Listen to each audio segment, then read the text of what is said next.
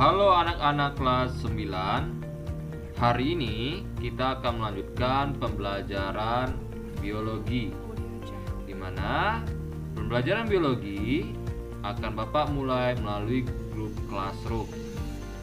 Dan materi hari ini yang akan Bapak jelaskan yaitu tentang sistem perkembangbiakan hewan, di mana sebelumnya kita telah mempelajari tentang sistem perkembangbiakan tumbuhan.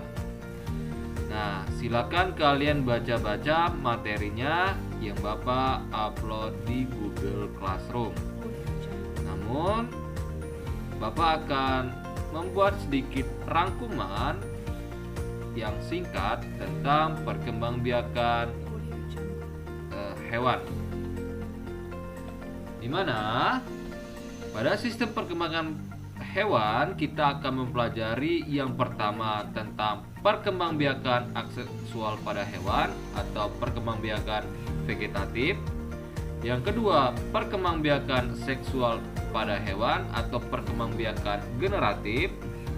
Yang ketiga, kita akan mempelajari siklus hidupnya. Dan terakhir adalah tetap teknologi reproduksi pada hewan.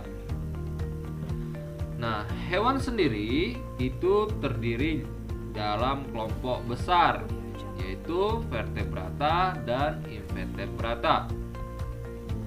Di mana vertebrata itu sendiri adalah hewan bertulang belakang dan invertebrata adalah hewan tidak bertulang belakang. Nah, baiklah, Bapak akan menjelaskan pada hari ini yaitu nomor 1 dan nomor 2, yaitu perkembangbiakan aseksual dan seksual pada hewan.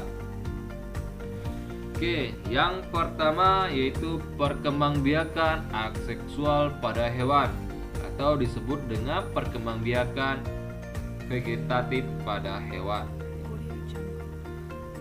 Perkembangbiakan vegetatif adalah perkembangbiakan yang tidak melalui proses perkawinan.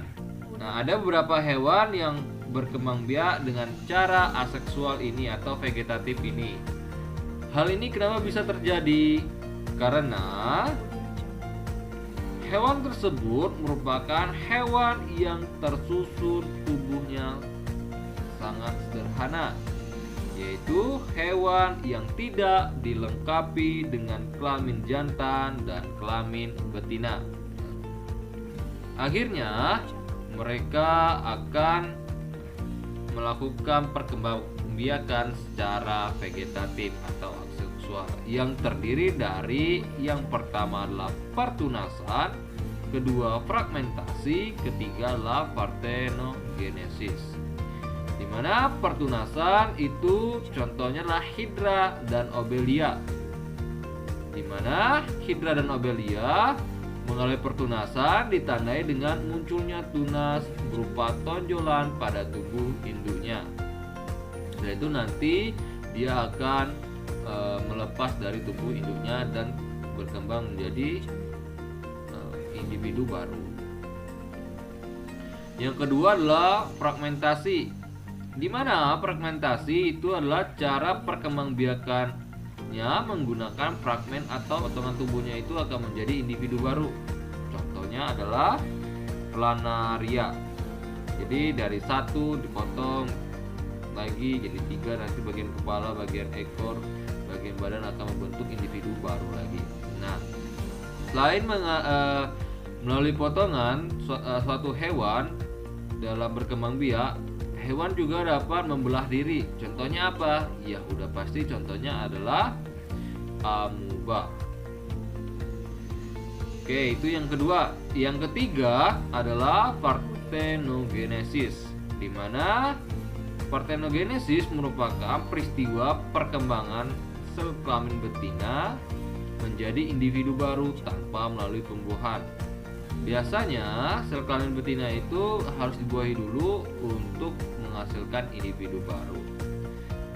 Contohnya partenogenesis adalah pada lebah dan kecoa. Yang kedua yaitu perkembangbiakan seksual atau perkembangbiakan generatif pada hewan. di mana perkembangbiakan ini terjadi melalui proses perkawinan antara hewan jantan dan hewan betina sehingga terjadi pembuahan atau fertilisasi.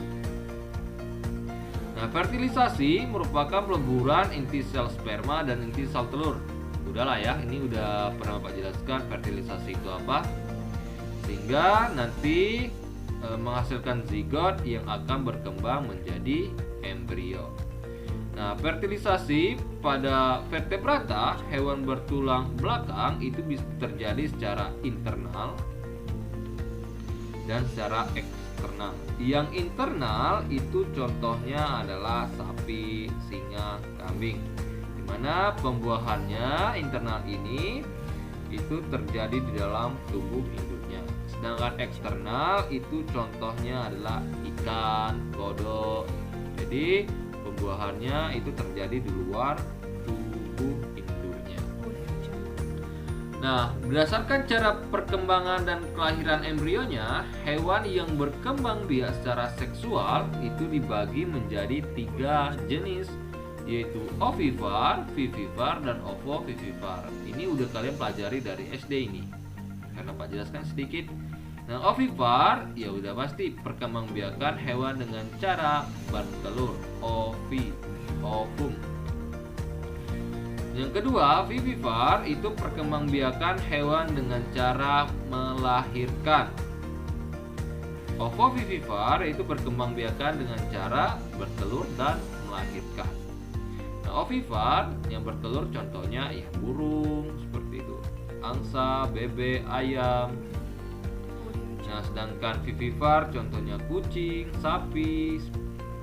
Sedangkan ovovivipar itu bertelur dan melahirkan contohnya adalah beberapa jenis reptil seperti ular boa dan kadal, di mana nanti ya embrio hewan ini berkembang di dalam telur yang masih berada di dalam induknya.